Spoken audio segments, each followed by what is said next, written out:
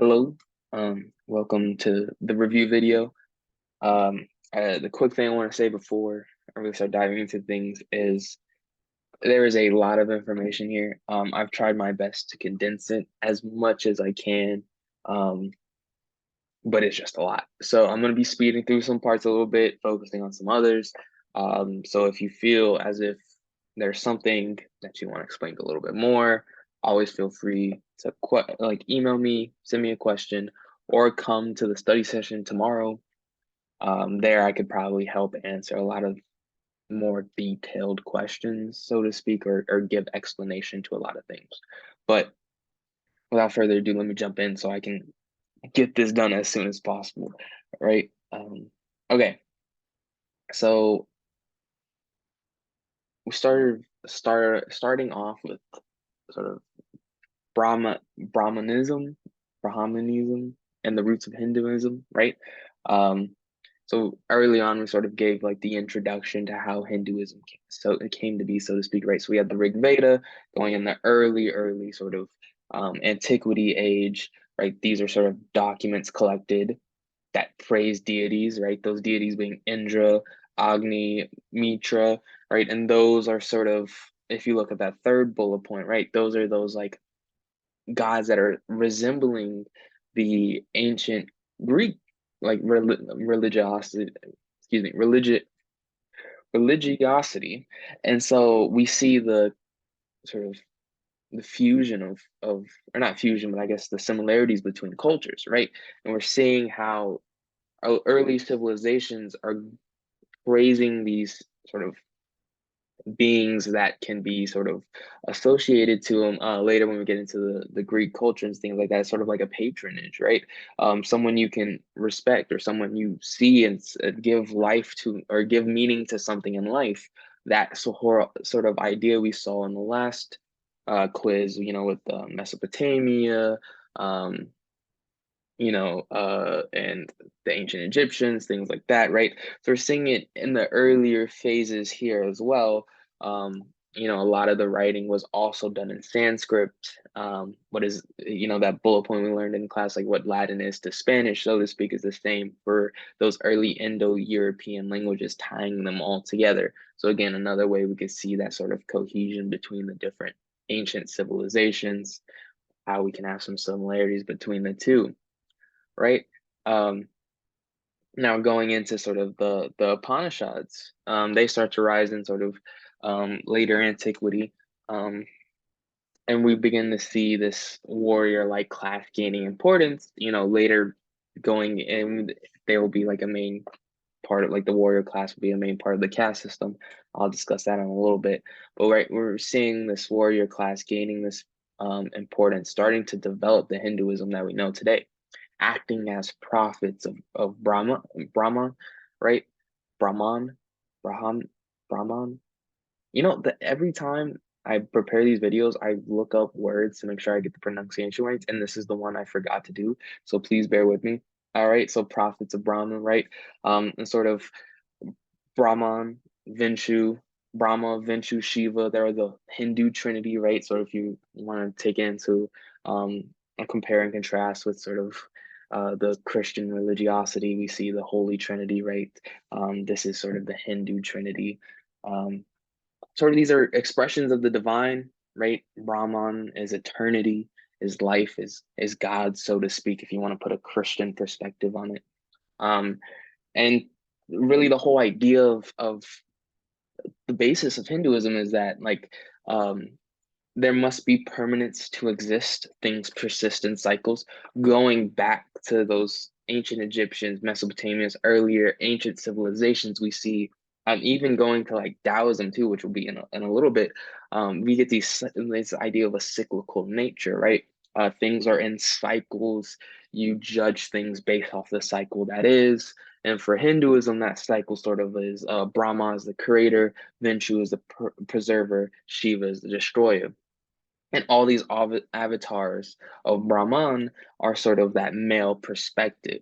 Um, though there's a female perspective, which I'll touch in a second, right? But we see sort of that patriarchal notion within the religiosity too that we get in a lot of the other religions that we see in ancient civilizations. So really, we see a lot of similarities. I'm going to go back to that idea, right? There's a lot of similarities in these um, earlier notions of religiosity, religion, deities, things like that.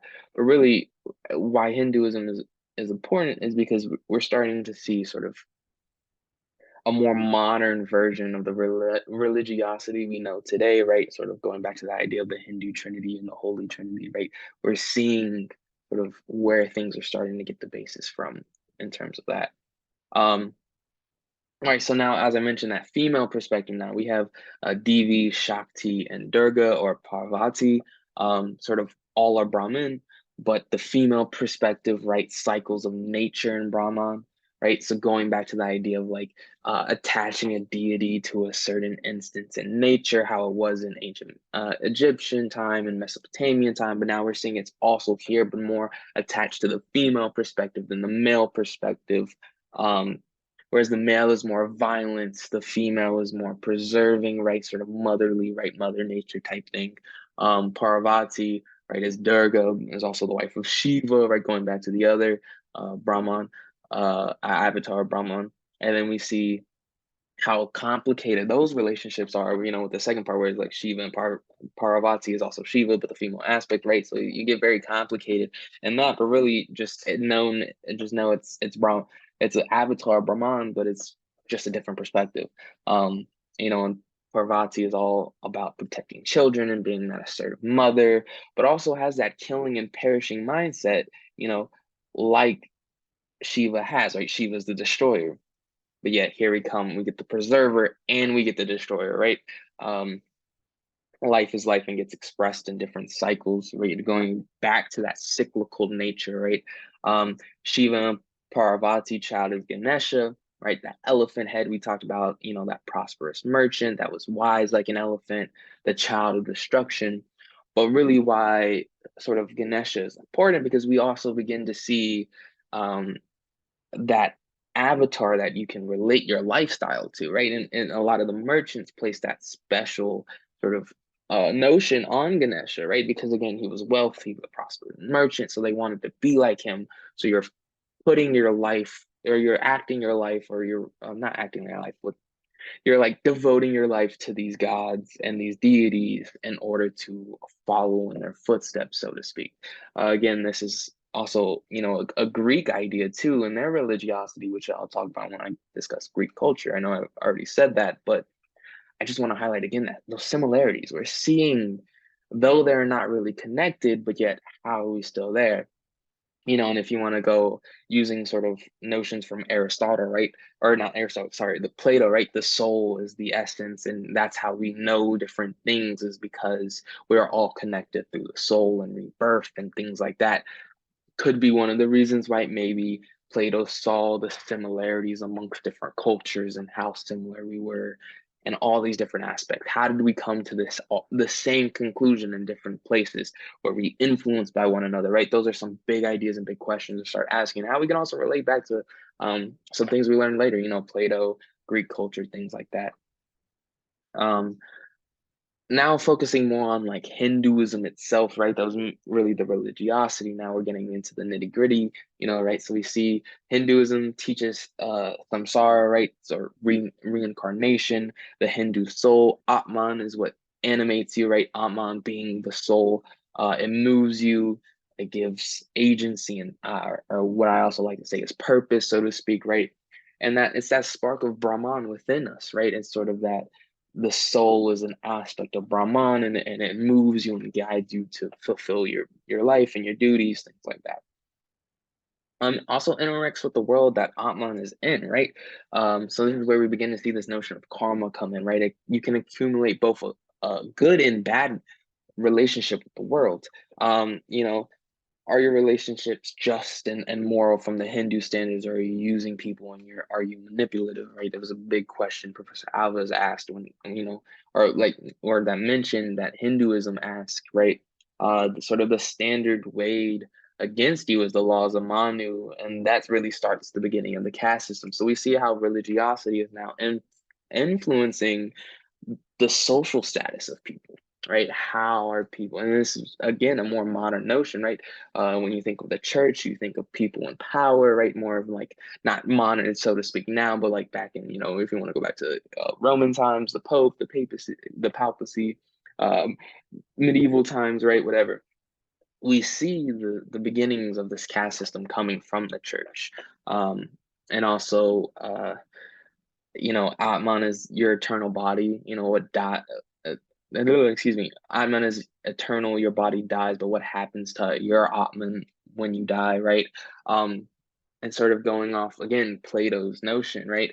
Though it's not really Plato's notion at this moment, but again something similar we can connect is that Atman will continue to live on, right? The basis for reincarnation. And if you accumulate good karma, you'll have a higher state when you come back. So a good just king comes back as a priest or a small deity, right? But if you accumulated bad karma, you come back in a lower state. So if you were a rapacious king, you come back as a man-eating tiger, and that was sort of the thing. Like man-eating tigers would go eat the peasants, but then get hunted down by the people, right? So it was like um, a just sort of or poetic justice, so to speak, right? You get what you are deserving of. You kill, and then you be killed by the people that you killed or you were rapacious towards, right? And that was the irony within it, right? So again, we're seeing these notions of Hinduism and karma, which really we can associate with a lot of modern thinking a little bit in terms of like Plato and things like that. Again, comparing the two, the Greeks and the Hinduism in that realm of reality and culture. That's just one connection that I'm seeing. Again, interpretation, your perspective, keep adding your own perspectives to the information. So right now we're getting to this caste system. So what we are seeing is sort of this Varna, right? Varna is the sort of Hindu term for caste system. Caste is Portuguese, as the Portuguese saw similarities between the two cultures when they arrived in the 1400s. So it was like that's why we've adopted sort of this European terminology, right? Um, and really starting off at the top layer, we get the Brahmin, right? The clergy, um, that's supposed to be can, not cane. All right. So can be made dirty by having too much interaction with the lower classes, right? Can't have all these different relations with the lower classes, eat with the lower classes. Though if they do interact with the lower classes, they're breaking their good karma, right? So you're supposed to stay in the class that you're in, and there's not a lot of social mobility or fluctuation amongst the social classes, interactions amongst the social classes. You're really stuck in the group that you're in, right? But then we have the I forgot to look up this word too, the kashat, this third box right here, right? The kings and the warrior nobles, right? The thing is, you can socially decline if you're not doing your job right, right? So if you lose your kingdom or you don't respect the teachings of Brahmin, that should be don't not just respect. If you don't respect them, you could fall, right? So it's really you see the power that the Brahmin have even over kings and warrior nobles, right? So the oh, I already forgot their name. The up in the up up the this first box right here, the Upanishads, right? So you see like the Upanishads, the kings, and all of them, right? They have to respect the first class too. So you're seeing the hierarchies take place, right? You're getting from this top level, right? They're talking to like Brahman himself, right? Is sort of a prophet, so to speak. Then you get down to the Upanishads and the kings and all this, and they got to respect even higher up, right? And of course, the Vishaya, right, are the business employers and merchants involved in that economic productivity, the Shudra, workers hired by the business people, right, work for a wage. And then you have the Dasa, which is the lower, or not the lowest, but like the lower in the caste system, so to speak, because you do have I forget what they're called. Yeah, the outcast.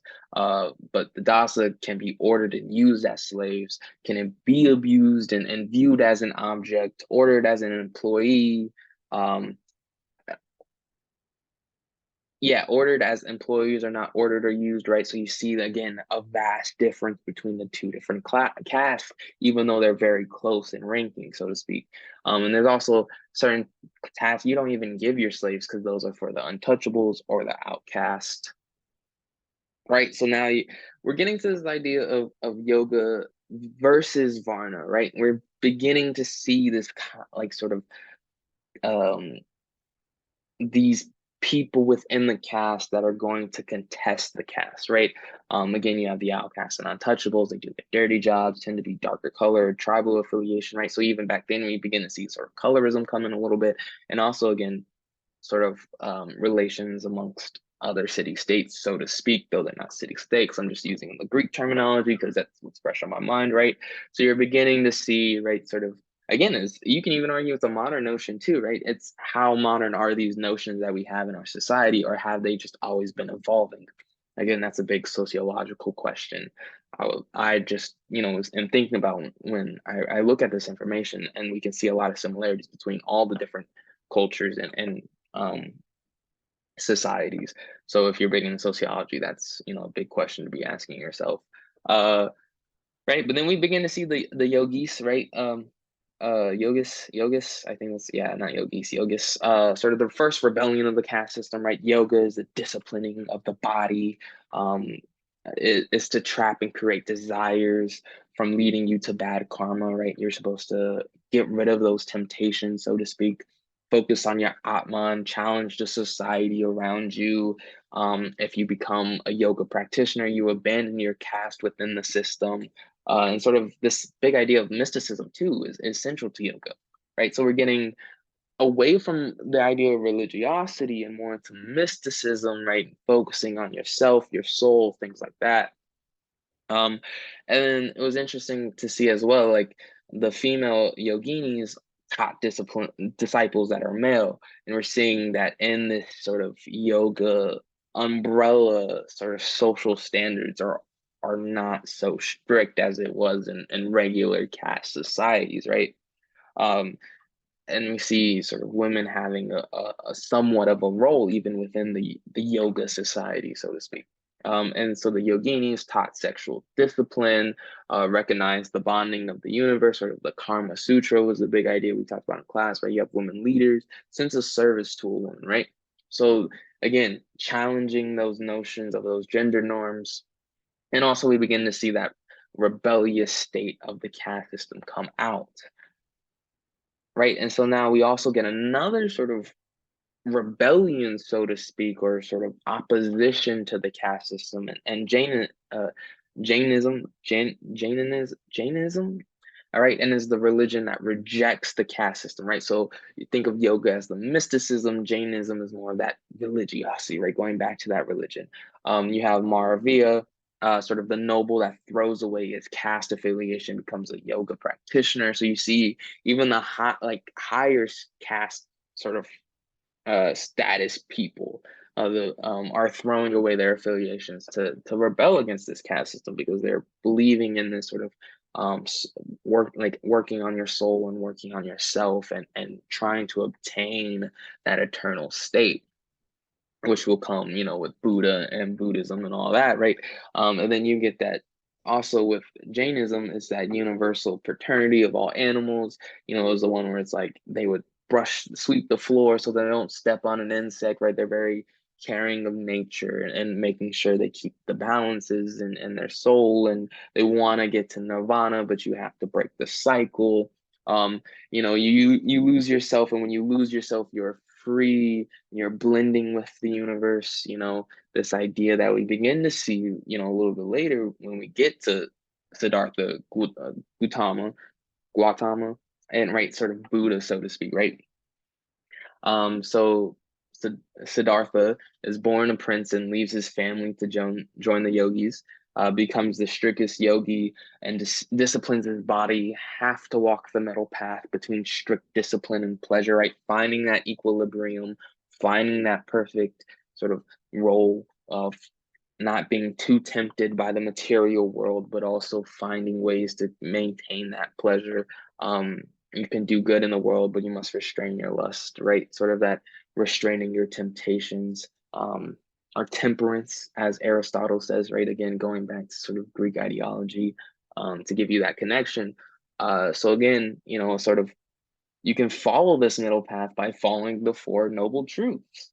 And those four noble truths, right, are first, life is suffering. Second, the cause of suffering is to desire. Third, to end desires to end suffering. And fourth, the following of the Eightfold Path.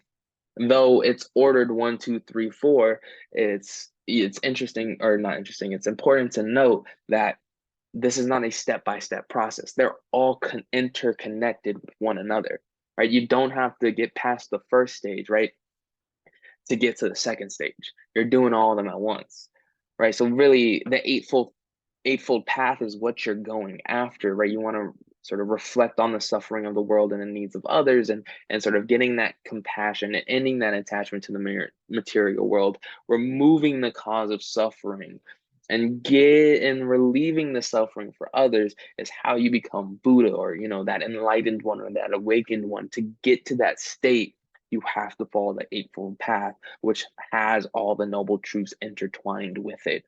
So now you begin, like, I just picture like hearing that in ancient times, right? Seeing you could get to this enlightened state, breaking the connection of the material world, right? And you can see how it was able to spread so much, right? So monks started spreading this idea across trade routes, and especially the Silk Road.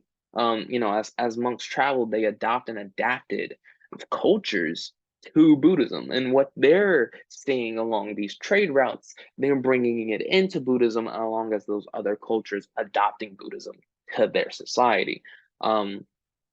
Later it's the last bullet point, but to mention it now, right? Sort of the Chinese god Mercy, Quan Yin, becomes sort of the bodhisattvas of China, right? Sort of bodhisattva is this idol or figure and within Buddhism, but again, we can see that connection between, all right, this culture is now adopting Buddhism and adding their own culture to it. So Buddhism is really just a vehicle in which you can add other things to. It's not something that's going to take over something completely, right? Because you can add it to so many different things.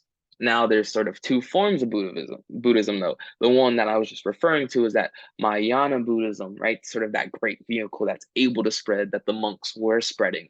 And the Theravada is really your very conservative Buddhism, so to speak, right? Conservatism is sticking to the tradition, so to speak, and then that's what comes with the Pali scriptures, right? Those are the original source of Buddhism, right? Coming from like Siddhartha, right? And it doesn't like deviations from the tradition, sort of going again to that. And when I say conservative, I'm referring more to the Enlightenment thinking definition of conservatism, not the modern notions of conservatism. So I should put that caveat in there. So it's conservatism of sticking to tradition, not modern political conservatism.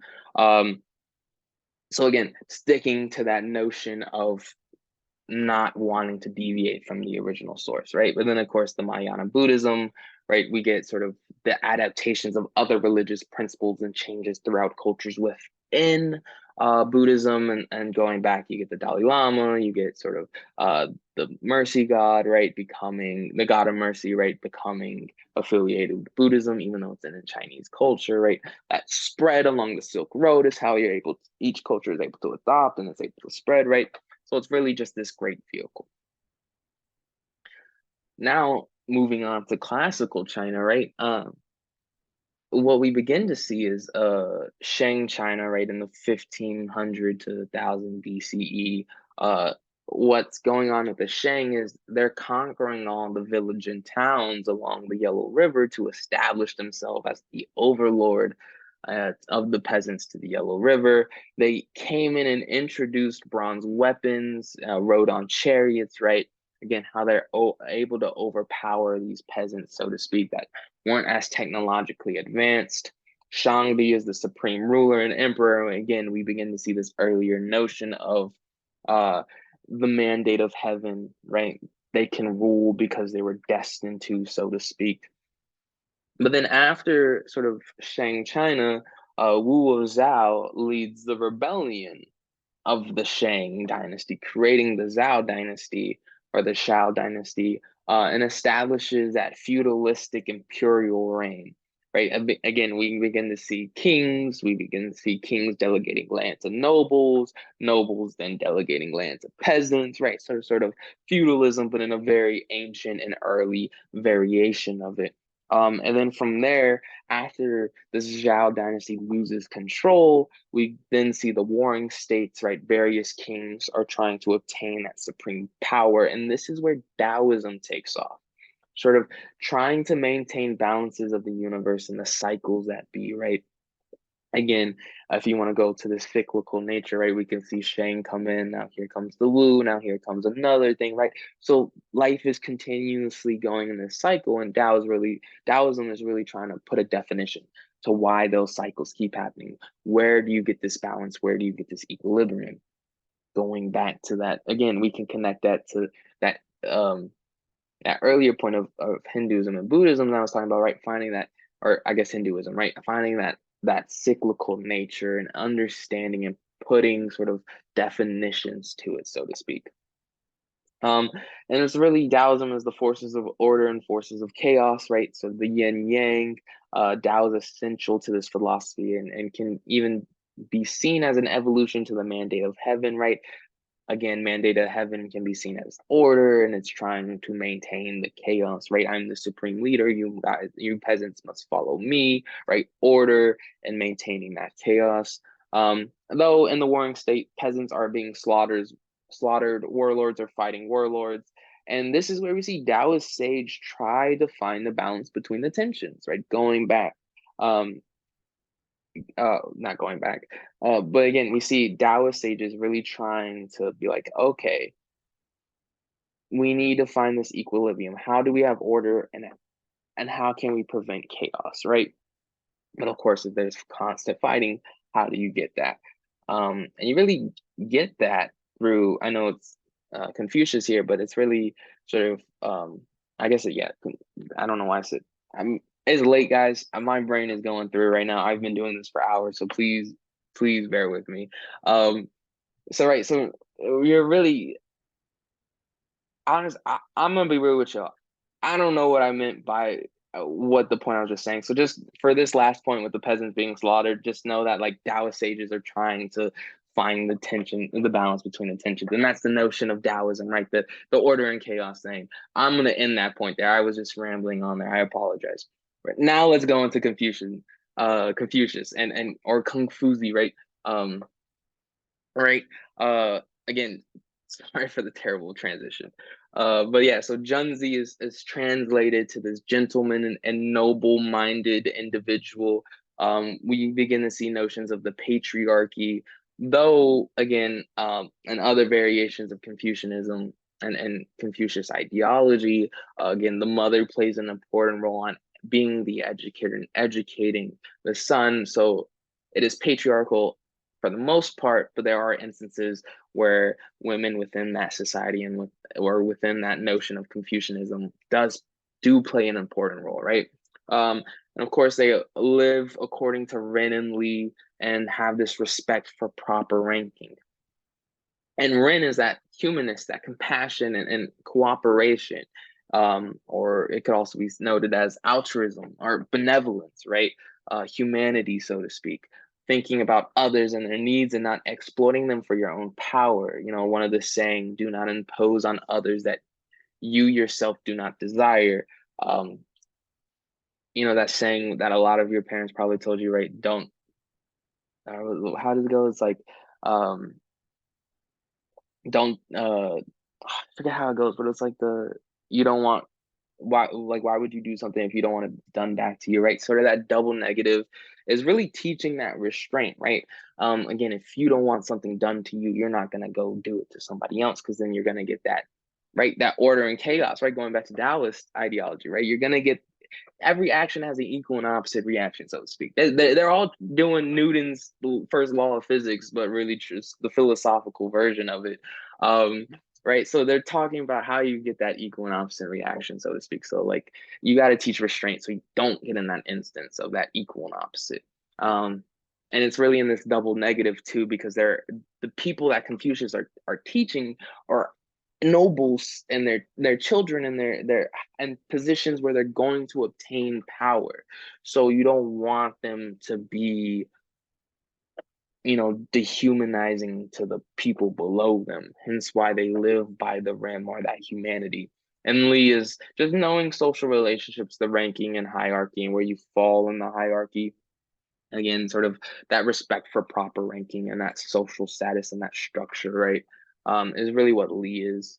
So now we're transitioning after Confucianism, right? You see the Qin come in and they use intimidation uh, tactics and or intimidation and successful tactics on the battlefield. They get allies, they take over and conquer all this sort of warring states and to have and form one dynasty. They tried to burn all the Confucian classics. This is where you get sort of this idea of legalism is really the main teaching of everything, right? What the emperor says goes, sort of a dictatorship, so to speak.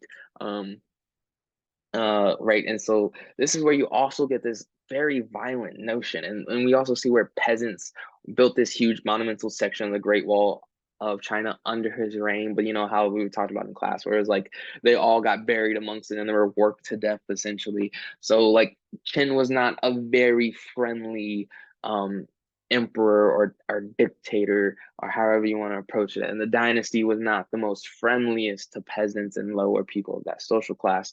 So, they're going against sort of that Confucius ideology where you're supposed to respect those below you instead of what the Qin was doing. So you see that juxtaposition amongst the two. And then we get the Han Dynasty. Really, what is here is sort of that peasant resistance to the Qin Dynasty.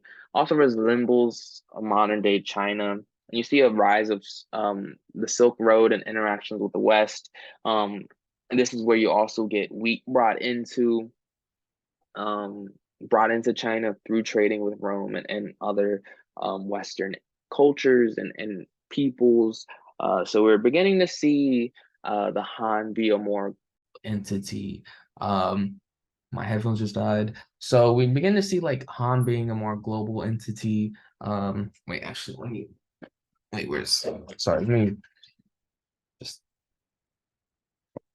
like I said, it's been a rough night. Okay, so Han is being that global entity. We start seeing globalization take off. I know once we get to Silk Road, we probably talk about that concept a lot. And we also begin to see like the East now knows the West. They know that people are there and there's communications amongst the two. There's trade, there's goods. The West knows about the East knows about the West. It goes both ways. And we begin to see beliefs and ideas start spreading, things like that. Again, quick overview of the importance of the Silk Road, right? So now we're getting into sort of Greek culture, right? You get the Hellas and Helotes, starting off with sort of Minoan culture is really the basics for the Greek culture that we know today. From archaeological evidence, these people were spreading out to other islands and creating trading posts. Egyptians recognized them as the sea people that were merchants. And one of the things they traded with Egypt was sort of barley wine. That is that archaeological evidence that we have to be like, hey, this is who they traded with and where they traded with. And they traded with Egypt and other sort of fertile lands because Greece was very semi-arid, right? They didn't have fertile lands for the most crops, though the crops they were able to grow were those cash crops, right? Olives and grapes. And this is where we see pottery art become big because you need pottery to store the surplus of all your cash crops. So then we begin to see culture through art take off, and especially in pottery art, things like that. And also just another thing they could trade with other cultures and people. And they also borrowed from both the Phoenicians and the Egyptians in terms of culture, right? Borrowed the Phoenician alphabet because it was easier to learn than hieroglyphics, though again, that notion that there was borrowing and trading and communications going through all these different cultures.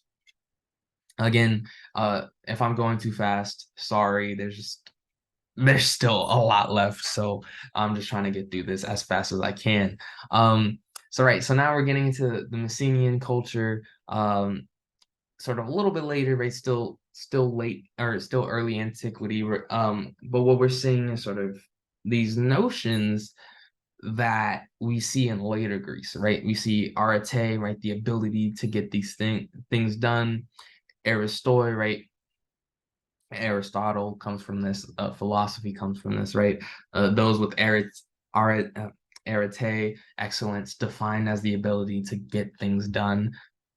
Excuse me. And then demos, sort of the scum of the earth, the people that Aristoi must dominate, right? We begin to see this social hierarchy come, right? There's people that need to be controlled, right? You get classes, you get different versions of citizenship that we get throughout um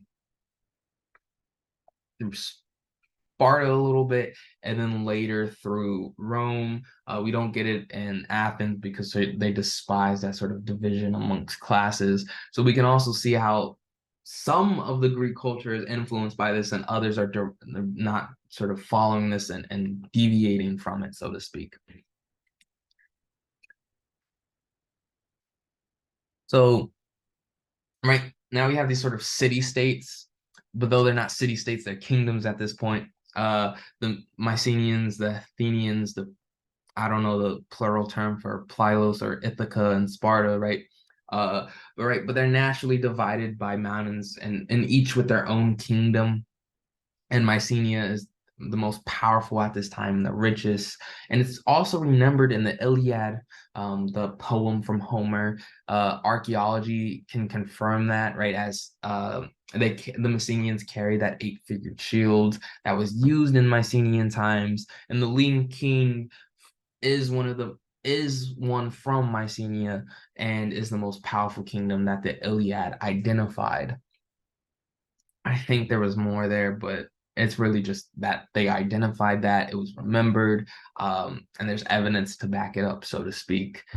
So Mycenae really is this powerhouse in early Greek antiquity, right? And we're beginning to see how we get that transition once sort of Athens and Sparta rise up. And Athens and Sparta rises up because we then get the creation of the polis, right? These city states, individual entities away from the kingdom aspect, so to speak, getting into more of a um, political realm of things where people are more involved, people have more say.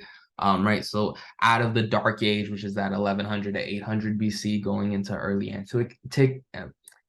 antiquity a little bit, literacy is restored there, and there's no longer kings or kings and nobles ruling the land. We're now getting sort of assemblies, councils, things like that done by the people, or at least done by the higher classes of people, right? Usually men who own land, who are wealthy, right? Again, nobles, but they're not really ruling the land. They're communicating and they're having that discourse, so to speak, right? So then Polis was a place and it was a way to live, sort of politics as Aristotle defines it. In the Aristotle slide, I'll go more onto his politics there, but just know it's like the polis was a physical thing, but also it was being a political animal, right? Going later, we'll talk about logos, speech, right? We have speech, and that allows us to be political because we can discourse, we can talk, we can communicate all these different things that other animals couldn't. Really, this idea and this basis for politics. To live outside the polis was to be the lesser version of Greeks, right? This is where we get the term barbarians from. Polis was human beings setting the laws to rule themselves. So we're seeing social structure, something that we saw earlier too with Hammurabi, right? Where we see laws really defining things as people are settling down and as city states are starting to form. Though Hammurabi was not, it was an empire, or was it an empire? Or it was like a civilization, so to speak. I guess that's the word I want to say, right? Rather than separate city states. But we're seeing now how it's sort of similar to those ancient times, still just a more advanced version of it. Uh, And I also put here, right, there's the similarities between sort of the Polis and Confucian ideology, because you have this sort of secular politics, didn't need to build societies along the lines of supernatural thing, though religiosity was still an important factor of Greek culture, really didn't have that much influence on politics, right? So we're seeing sort of that separation of church and state, so to speak. And also it was just reserved for a select group of men. I kind of already touched on that notion a little bit, but if you're wealthy, own land, things like that. So now we're getting into sort of that, oh, not this one, the archaic age, or rather colonization, right? So going back a couple slides, right? So where it's like Greece was semi-arid, and also they needed to trade with other civilizations because, they couldn't have that fertile land and all that. Greece had to go out and colonize other people, so to speak, but it's really land. They didn't go to blows with other people because there was just empty land out there. They were able to set up roots back to their motherland, and those colonies were politically independent and were considered their own city state, but still had that relationship with the mother city state. So this is how we begin to see the Greek Empire spreading, and they're getting new lands, new territories, um and ways to settle that overpopulation. Um, so yeah. Uh, and then we get to Homer, right? I mentioned a little bit with the Iliad, but his poems are the Odyssey and the Iliad, and these poems are preserved long enough to be written down, gets renumbered as a cultural artifact, right? Because originally it was just word of mouth, right? It was a game of telephone, so we don't really know who Homer is. We don't have the evidence to back it up, but he gets accredited to these poems. And also like poets at this time too. They were like, it was really just going in front of, the king or whoever, and like the consuls or what, I forget what it was, but it was like, then you're going and you're like the Rhapsody, right? You're performing, so to speak, and you're doing all these different things. And so that's why Homer was sort of the best performer that we mentioned. And then we're getting to Sappho of Lesbos, right? Um, Sort of the late archaic age, right? So the 500s or 6th century BCE, sort of a bisexual poet, um, really talking about that double standard, and conflicting that notion of the double standard, right? So homosexuality was approved for men, but not women, right? But though men can marry one wife, and have children, but they were allowed to have relations with other women and men. And they argue that you're gonna find your rational equal in a man, not a woman.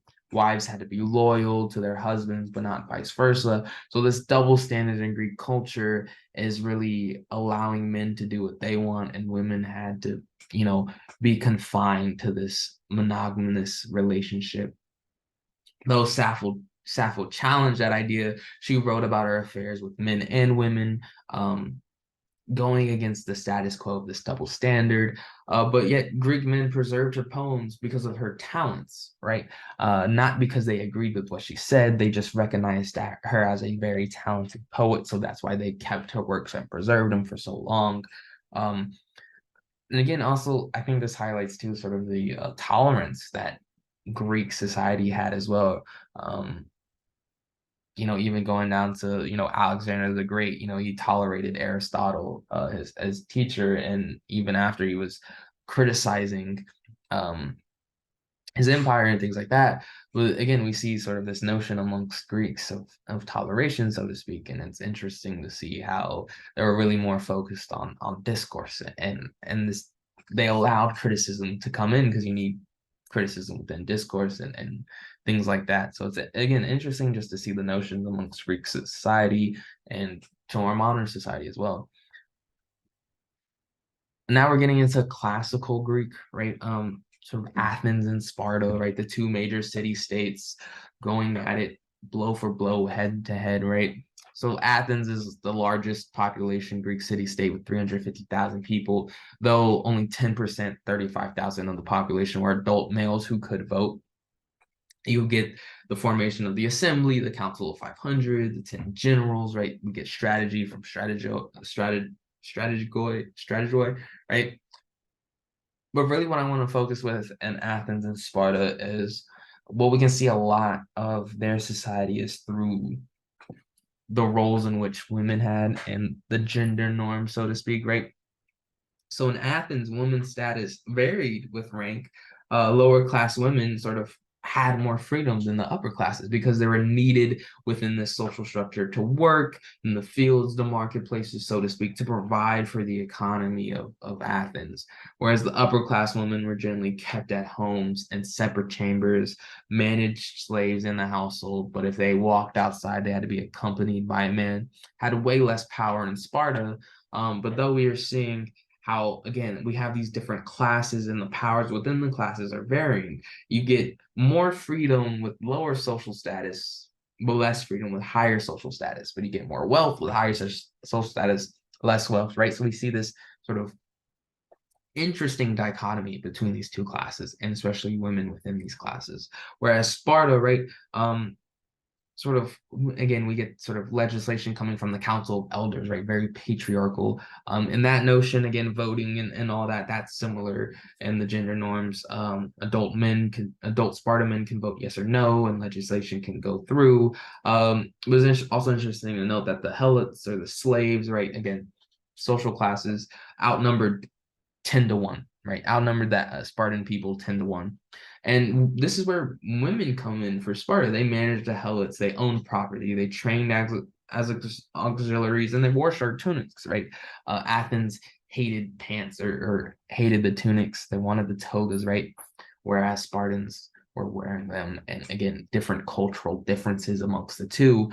Women had more freedoms, can walk around, they could speak out, didn't have a right to vote, but was heard in council. Sparta women were also supposed to support the system when the men are going out fighting. So that's why they're trained in auxiliaries. They're the last line of defense for Sparta.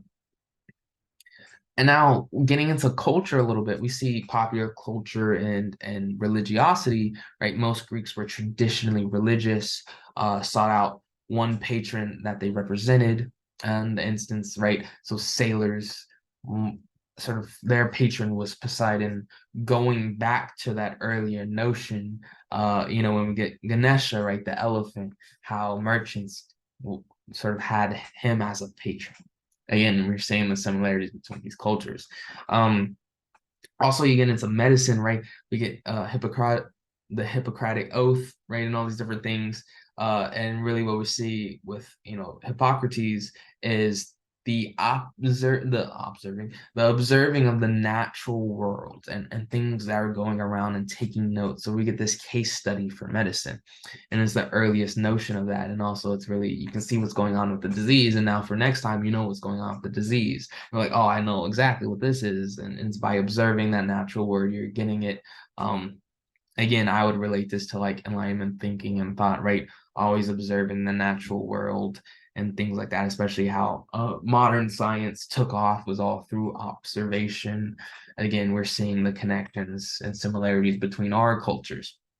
Then you also get the rise of historians, right? They inquired about events and didn't just transcribe, uh, or yeah, they didn't just transcribe what chronological events happened.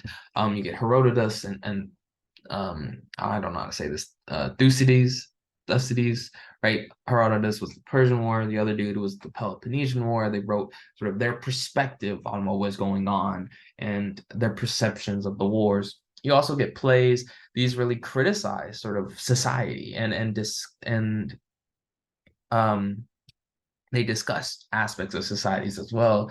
In one of the comedies, right? Comedies, they criticize Socrates, and things like that. So we're seeing criticization take place, going back to that discourse, going back to the idea of toleration, right? That freedom to criticize things like that is very similar to our notions of like freedom of speech and all that. Again, similarities amongst our cultures. Now we're getting into sort of philosophy a little bit. I decided to do this by going through each philosopher. So we get Socrates, your first one, really, your first big one. Never comes with an answer, just only ask questions, right? sort of my teaching style is Socratic in nature. I like just asking questions, never really giving answers, because you can answer a question with a question, right? Keep going into deeper thought. That's the idea of sort of Socratic philosophy. But saw himself as a necessary critic to the polis, again, questioning why things are happening, why are these things going on, right? And that's how he also thought that loyalty involved criticizing the polis, wanted a self-critical Athenian citizen, right? If you're not questioning what is going on, are you really, if you're not questioning what's going on, how do people know if something's not working or not, right? That idea, I don't really like that sort of constructive criticism. That notion of it kind of comes from this a little bit that we see. And then, later in his life, he was put on trial for corruption because some of his students favored Sparta when, they were sort of, um, what's the word I'm looking for? They were sort of like, uh, recruited over there, so to speak, right? But again, he refuses to escape and accept his death sentence for standing with his position. Later, Aristotle gave that the sort of, that was one of the four Greek virtues, right? Courage. He thought Socrates was courageous. I'll talk about that in like a couple of seconds or minutes. I'm gonna go through Plato first, right? So Plato's Socrates student. And really what he focuses on in this idea is what I talked about earlier with sort of Hinduism. There's different ways to write, and writing implements. So how do we know that these implements are different, right? We get that because of there's a permanence and an essence that can be found in the realm of forms, in the ideal realm where there is no corruption is the ideal world, right? The soul is neither created nor destroyed. There's an eternal coming from the realms of the forms, and that allows for other forms which can identify with forms. I know I said forms a lot, right? But if we're going back to like the very beginning, um, let me get I'm gonna make back to this point, right? Uh, I don't remember what the point was. But yeah, going back to early Hinduism, right? When I talked about like sort of, I think was it Atman? Yeah, it was Atman and that soul, right? And that essence of a soul, and you're getting, you're working this cyclical nature thing. That's why you get reincarnation, things like that. I'm not going back to the slide because I just wasted time doing that. So right, so really this idea that soul is neither created nor destroyed, right? It's always coming back. It's that idea of reincarnation. That's how we're able to know these different instances in history, or this is how we're able to really like, this happened in one place, why is it happening in this place? Aristotle is saying that is connected because the soul is always being reborn, so to speak, and we're always getting that essence, that permanence, that ideology, and right, the essences and ideals that help us understand the world around us, right? Going back to this notion. And then Aristotle, sort of, if you guys can see the Nicomachean ethics, sort of he was Plato's students. Really what this breaks down is the four group virtues: courage, prudence, temperance, justice. But really what Aristotle's um, argument is that he argues the soul or psyche is the sharpening of an axe. It's what we understand the world with, but just as the sharpness of an axe dulls, the soul is lost when the body is died, or when the body dies. So instead of Plato, where he argues that when sort of the soul is leaving the body, it's sort of being reincarnated, and that's how we're getting this continuous cycle. Aristotle argues, no, that's not it. It's done, like you get your experience and you're learning through the soul, but it's done after you're done, right? um and also he doesn't think there's an infinite regression. Really what that is, if you think about it, like there's not just one thing that occurred out of nowhere, then there's continuous cycles happening after that. So a modern thing is like, in Christian religion, right? So there's God that created earth and things started coming from that. Aristotle would argue, no, that's not real, because there isn't that one instance that can create so many other things, right? Um, so then you also get sort of the courage of Socrates, right? We're getting into these Greek virtues. Sort of that's just the willingness to die for a just principle. You get prudence, being able to judge what is most ethical in any situation, and sort of that situational ethics. One thing I thought about this, going to a sociological term, was the Heinz dilemma. that was a dilemma where this dude this dude was had to go to the pharmacy to get this medicine for his sick wife. She was on the verge of dying, and really needed this medicine badly. So he goes and he sees the medicine is like out of his price range. He can't afford it, and he can't get the medicine to save his wife. So what would you do in that situation, right? It is unethical to do anything illegal, though. Would you just let your wife die? And so ultimately what happens is the dude steals the medicine, gives it to his wife so she survives. Again, what is the most ethical thing to do in a situation? In that instance, it was not letting his wife die and rather stealing the medicine. Same thing with prudence. It's knowing what to do in some circumstances. Then you get temperance. I know I mentioned this a little bit earlier too, but I'm not going to do what I did with the last thing and try to go find what I was talking about because it's been a minute. So you're not chained to that material world, right? Oh, this is I'm not even going to attempt to try to relate it back, right? So you're not chained to the material world. You can't be happy if you're poor, and you can't be enslaved to the pursuit of wealth. And then you also get justice, taking the others into account, working towards a common good, balancing out the other individual interest, right? So all of these sort of are forming sort of the aspects of the soul and the psyche and how you are as a citizen or a political being, right? A political animal, so to speak. Right. And then also sort of the politics is the sequel to the Nicomachean ethics, right? I put this quote from it, right? Man is by nature a political animal, going back to that notion that I've mentioned quite a few times, right? And we are different from other animals because of logos or speech. And sort of in the politics, he also defines ways you can rule, right? Rule by the one, good equals monarchy, bad equals tyranny, right? So the good way of being ruled by one is monarchy. The bad way is by tyranny, ruled by the few. The good way is aristocracy. The bad way is oligarchy, ruled by the many. The good way is polity, and the bad way is democracy. And sort of Aristotle also argues the best form of government is polity, as because there's both an executive branch, a legislation branch, and the people sort of confining in you could argue judicial branch, right? But I don't know like if that would be considered, so to speak.